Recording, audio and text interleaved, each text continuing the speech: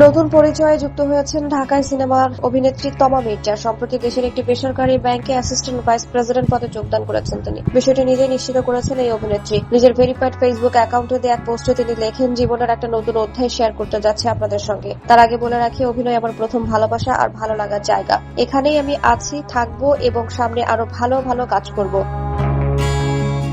নতুন পরিচয়ের কথা জানিয়ে তিনি আরো লেখেন, অভিনয় জীবনের বাইরে একটি নতুন পরিচয় সম্প্রতি যোগ হয়েছে আমার জীবনে, আর তা হলো দেশের অন্যতম শীর্ষস্থানীয় বেসরকারি ব্যাংক এবি ব্যাংকের ব্র্যান্ড কমিউনিকেশন ডিপার্টমেন্টে যোগদান করেছি।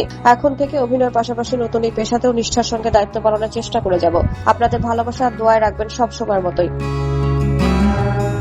জাতীয় চলচ্চিত্র পুরস্কার পাওয়া এই অভিনেত্রীকে সবশেষ দেখা গেছে দাগি সিনেমায়। শিহাব শাহীনের পরিচালনায় এতে তার বিপরীতে অভিনয় করেন আফরান নিশো। এছাড়া শিগগিরই শুটিং শুরু করবেন খলনায়ক সিনেমার। আপাতত সেটির প্রস্তুতি নিচ্ছেন নায়িকা। বোঝাই যাচ্ছে চাকরি অভিনয় দুই মিলে ভীষণ ব্যস্ত সময় কাটছে তমা মির্জার।